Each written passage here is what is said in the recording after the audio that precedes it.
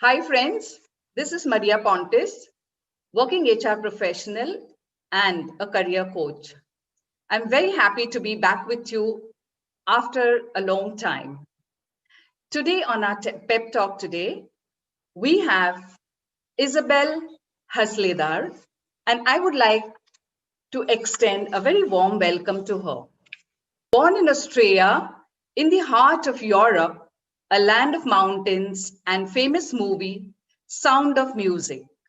She pursued a career as an environmental engineer from the University of Applied Sciences, Austria. Over the last 12 years, she lived in many cities across India like Delhi, Mumbai, Chennai, and Pune. She has fallen in love with the country and the people. Isabelle has had the opportunity of working with India, Swiss, and German companies in various roles like business strategies, supply chain management, and operations. During the work with the German car manufacturer BMW, she was always looking for effective ways to develop her team, improve leadership skills, and inspire leaders at all levels. During this time, she found her greatest passion in leadership development and coaching, bringing together nature, animals, and business. She is a leadership coach from the International Coach Federation and a founder and leadership coach of HQ Leadership India, Chennai. Isabelle has been instrumental in introducing corporate leadership training with horses for the first time in India at Chennai, Bangalore, and Mumbai. She inspires leaders at all levels with a unique team, none other than a herd of horses. With a passion for nature, animals, and an innovative approach to coaching, she brings together refreshing strategies and inspires teams who want to unlock their potential. I have had the opportunity to personally experience her sessions with the horses at the Mahalakshmi Racecourse in Mumbai very recently. Isabelle conducts unique leadership programs with horses for various international clients like Cisco, Daimler, PayPal, Valio, to name a few. Additionally, she is a horse-assisted educator. Her personal interests are horse riding and teaching. She is a fitness-conscious human being and loves reading inspirational books. With this short introduction, let's extend a warm welcome to Isabelle Hasleder. Hello, everyone. Thank you so much, Maria. Thank you for being here on this pep talk and joining me with the audience. We would like to listen to you, the amazing journey you are on in leadership, coaching, and development, along with the horses, which is something which is I've never heard of in my lifetime before. So our audience is excited to hear from you. Thank you so much, Maria. I'm looking forward to it and share a little bit of the wisdom from the horse's mouth with you right over here. Thank you. So I wanted to check with you. I always look forward to interacting, meeting human beings and friends. Today, I would like you to share, how did you and the horses come together? Yes, I mean, that goes back a long time. I've fallen in love, I think, with horses when I was like 2, 3 years old, I started, looking at everything which looked like a horse, and I love to be around animals. So when I was 5 years old, I had already my parents convinced to put me in horse riding classes. Oh, So I started to learn the sport of horse riding from the age of 5. wow. And of course, you start with the ponies, with the smaller ones, Yes. and then you graduate to the big ones. And I just found it fascinating to communicate with the animals, and even though they're very large animals, I mean, they can weigh up to half a ton. Even Yeah. some horses can weigh up to a ton, and this is still an animal which is listening to very, very subtle signals. And I fallen in love with them very early on, and that has continued up to now. And I'm very happy to share this passion now with many people around. Yeah. So it's like, your dream come true from what you wanted to do as a little girl. Absolutely. So I have known about something called EQ. What is this HQ about? If you can explain to our audience. Yes, HQ is something very new because we have come up with the name of HQ. Yeah. We thought there's a lot of talk about you need the right EQ, the right emotional quotient. You need, of course, to have an IQ, your intelligence quotient, and there is a happiness quotient, and so on. So Yes. we thought, uh, definitely in our perspective, people need to have an HQ, which is the horse quotient, which is none other than how well can you actually connect with an animal, and how Okay. well can you uh, really understand others' feelings. So it Okay. has nothing to do if you like horses or if you love animals. It's all about your ability to connect with others. I have Yes. had people who have never touched a horse maybe for 50 years of their life, and they can do it so well because they're very empathetic people, and they can understand the feelings of others very well. So yeah, it's something which you see coming out while interacting with horses. Okay. That comes to another question that I should ask you. How can the audience here know and learn more? And how do we enhance our leadership skills through the horses? If you can give us more information about this aspect. Yes, for sure. So horses actually embody the values and what we like to have in our companies as well. So you Okay. talk about trust, Yes. agility, about energy, about strength, about power, about wisdom. These are all things which are often painted on the walls of our offices or written in some papers and some declarations. And while working with horses or while observing horses, you will see that horses actually live values. So horses are flight animals by nature, which means that they run away from anything which scares them or which costs them their life.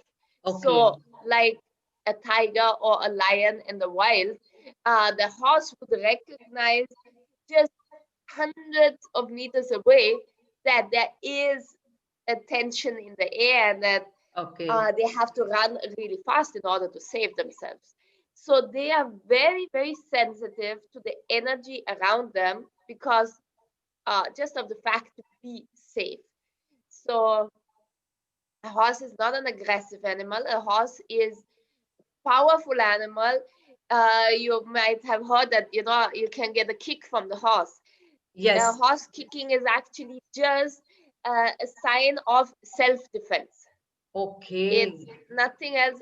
There's no horse which uh, is going to attack you. Yeah? There are very, Okay. very rare cases of some horses who were mistreated. Yeah. Yeah. But other than that, horses are very, very friendly animals, and they need that trust. Otherwise, they stay far away from you because they say, I don't want to be somewhere where I cannot feel safe.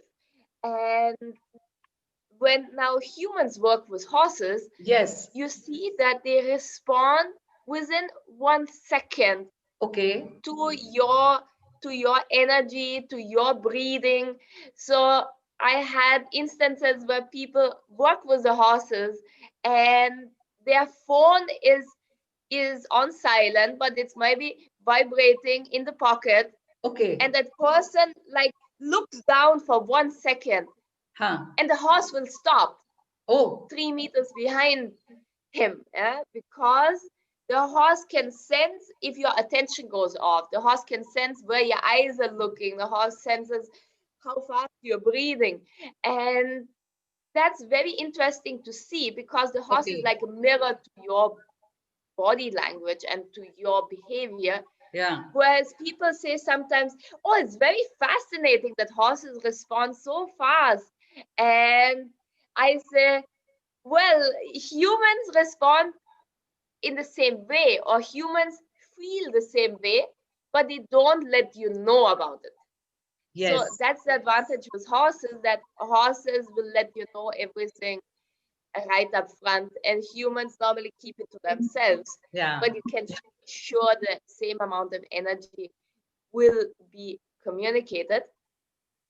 Yeah, that's So, it about horses. yeah, I remember when I was at the Mahalakshmi racecourse event that you had conducted, and you and your team. Yes. I recall actually, uh, holding the horse, giving the instruction, giving the vibes in the direction I wanted to go, the horse to come with. I recall now that the horse followed whatever instructions I gave. So it resonated with me when I need something to do in the office. How I give instructions to the other person is how the other person understands, and in a similar manner, this horse, responded to whatever I wanted the horse to do, or how I wanted to lead the horse, and where I wanted to lead the horse that day. So I just recall this right now as you were talking. Yeah. So Absolutely. is there any skill that a horse we can learn from a horse like this? Yes, I mean, one very beautiful thing from a horse is also that they are non-judgmental and they accept Yes. anybody. It doesn't Yes. matter how tall you are, it doesn't matter how young, how old, what kind of clothes you wear, what title you have in the company, if you're the CEO or if you are an intern or if you are an HR manager, they don't care what you are. They really take you as you are, on really on perceiving your energy, and that can change also. That can change quite fast. So that's another a really beautiful thing of horses. And when we see them, so what we do now a lot is working with them virtually. So Okay. when we observe horses, we can understand these dynamics which are happening in our organizations, about teamwork, about situational leadership, about emotional intelligence. Once Okay. we Okay. understand how this whole dynamics work out, it's much easier for us to actually um, implement this learning and take actions on it. So do you see this as a future career going ahead? Absolutely. No doubt. Okay. So I have another question as to um, okay, what is it that the audience can learn in terms of how do we connect with them, even if we don't know them, as you rightly said in the earlier question? If you don't know them, how do we befriend them in the beginning, especially like when it is amongst us as human beings? We do some ice breaking and all those sessions. Yes.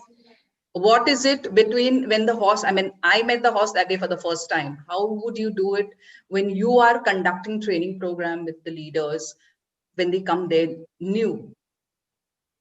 Yes.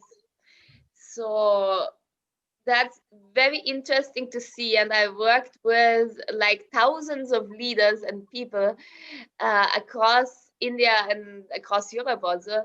Yeah. And it's very interesting to see their approach, because I would say 90% of the people I work with have nothing to do with a horse, and they most of the time they're touching the horse the first time in their life. So you see some people who are like, I had a gentleman who took the horse, and I saw him talking. He took the horse for a walk, Okay. for a stroll, and I saw he was talking, but I could not understand what he was talking. And then a few minutes later, when he came back with the horse, I asked him, "So what did you talk to the horse?" And he said, "I told him the story how I met my wife." And that was more than 20 years ago. Okay. This was the elder gentleman. And I said, "Oh, that's fascinating." And I said, "The horse is following you very keenly." And he said, "Yeah, that's because he loves my story." And Oh, I think this is very true also in business. If you meet somebody for the first time and somebody tells you yes. a personal, honest story, you start, listening to them. And I'm sure the horse was very keen on figuring out how he met his wife. And then you have sometimes people who are very religious or spiritual. They actually go and bless the horse for a few Okay. seconds before they start working with them. And even that has a very positive effect, because it does something with your energy.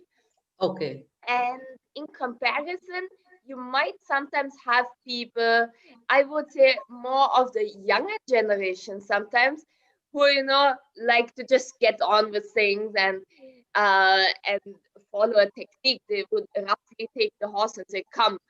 And that's not always the right way, because the Oh, horses say, yeah. suddenly, you don't even know me. You say, Yeah. "Come, do this." So if you behave like you would do with a human being, Yes. um, it gives you the same results, and you can really see it from the horse's expression. Anybody, even if you don't know horses, you will figure out if the horse is happy or if the horse is very apprehensive of your actions. So, what made you bring the horses to the business environment? Now, let me come to that because it's a very, different aspect altogether. So, what made you bring the horses to the business environment? Yes, so this was mostly by accident. Okay. Of course, I had always a passion for horses, and I'm very blessed to live in a place in Chennai where we have 50 horses. So Wow. I have horses right in front of my house and right in front of my home, and that's definitely a very unique environment, and it's something which gives me a lot of joy. And I was working at BMW at that time Okay. when I started doing this for leaders. So when I was working for a BMW, like any multinational company, you will go through a lot of trainings, a lot of Yes. assessments with your team. You try to the best to develop yourself and develop the skills of your team. Yes. So one day I was attending, I think it was a 3-day leadership course on communication and presentation. Okay. And I was sitting in this room, and the training room, I think it was still maybe not done. So the training room had 4 white walls. It did not have a single window. It did not have a single painting, nothing. Everything was white. The flooring was gray. There were tables, and there were like 15 or 20 people in the room. And the instructor didn't have any presentation put on. They talked to us. And I was like, my thoughts went all over, and I was like not feeling comfortable in that environment because it's so non-engaging. And for me, I strive in an environment when I go out in nature, when I can meet people, when I can interact, but when you bring in all your senses. And that's something I really missed over there. So I said, okay, I'm sure in different environments we can learn in a better way. And that started me on the quest of figuring out how we can involve horses and how we can learn outdoors and how leaders can improve their strategies with the horses. That's superb. Yeah. I mean, your journey really was from your own learning and experience. Absolutely. Good. What level of leaders get trained, and what kind of people do you undertake training for? So we take training actually for leaders at all levels. Okay. So sometimes leaders they are not yet leaders. They are maybe just high potential people where other people see a lot of potential for their growth. Okay. And then we work with anybody from a project manager to a senior manager to the vice president to CEOs. So we work with people across the board. Sometimes we get whole company teams, departments of all levels together. Sometimes we get a certain level of people. Sometimes they are coming from all spaces. So it really depends from where they come. The focus is always on the soft skills. So we don't do anything in terms of technical skills or hard skills. It's always on soft skills. So for people who normally they want to improve their leadership style, they want to improve their team spirit, they want to really connect better with each other, they want to learn situational leadership,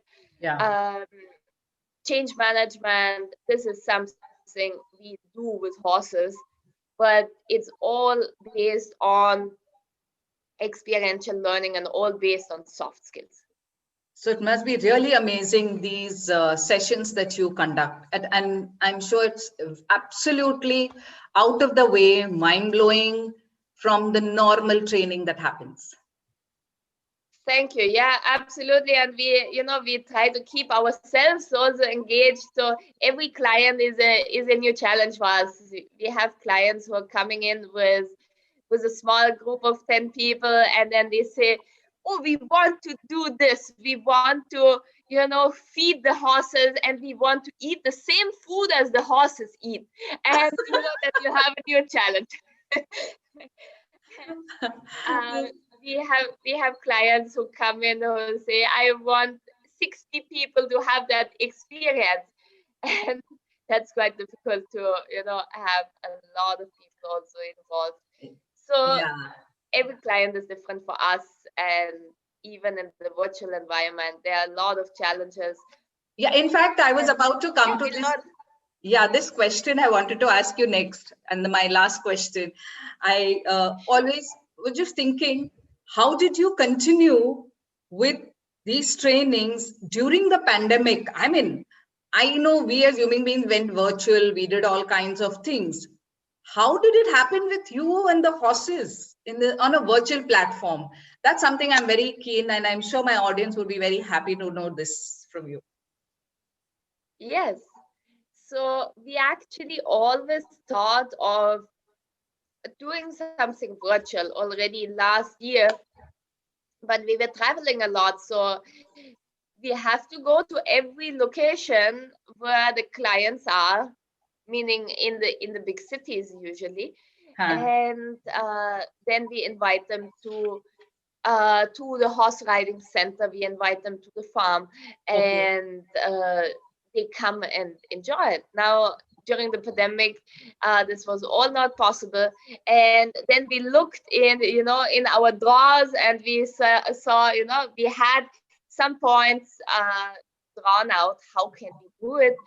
And it took us a few weeks to really get there. We had luckily a few people who were early on who said, yeah, I'll try that, and we can do that. So it is something very different. And we take people like on a virtual journey. Nowadays, you see the homes of people very often. I'm right now in my training room, so you can also see the painting and the horse in the background, but not the real ones. So we like to actually keep it real. And we get, I get the horses on the screen, and you will be able to navigate the horse with the help of a person over here. So it's a lot about communication and practicing exactly what is so important in a remote work environment, that you can communicate something to somebody who might not know you, and that person has then to implement something, which you can see the result with the horse. And you are giving some instructions, and then you need to see the outcome. And this is a big challenge in the virtual environment, and it's a lot of fun if it's done with the horses, because you see something different happening. You will get to know our place and our farm in Chennai, where there are so many different animals and birds and plants and vegetation. So it's really something out of the box, which inspires new thoughts. It's like you're going on a holiday, and then you get so many new ideas because you are absorbed in this new environment and in this new culture. And that's what we use to spark new ideas. Hey, that's nice. I mean, you were able to even handle it in the virtual aspect of during this pandemic. And I always very keen to know this from the various people that I meet. So that's why I said I must not forget to ask you this question. Yes. And maybe one thing I can add, what we also do is we do like a treasure hunt with the horses. Where the horses and riders over here in Chennai go for a treasure hunt, and you will be connected on the phone, on the helmet of the rider, and giving the rider instructions. So we have teams, we split the people up in teams, and they navigate their team with the rider and the horse, like in a movie, where you tell them, oh, you have to go there, and then they have to solve certain challenges. And the first one who finds the treasure, that team is going to be the winner. And that's something which brings in a lot of fun and excitement, and I think we really need that in that time. Really, oh God, listening to you, Isabelle, and having been with you in a one-day session, I just can imagine. So I can't tell you how the audience would be thinking on this journey of learning with the horses and experiencing our skills through the horses. Yeah, thank you so much, Isabelle, for being on this pep talk today. It was a really different session that I have heard of, and so would be my audience saying about it. So friends, in case you wish to learn more about developing your leadership skills with the horses, we have Isabelle here who already explained to us on this pep talk. So do remember, I will be sharing her contact details and you can get in touch with her. I would like to end and say thank you once again to all of you and to Isabelle. And do remember to like, subscribe, and share this talk with your friends and colleagues. Thank you very much, Isabelle, and all the very best. Thank you so much.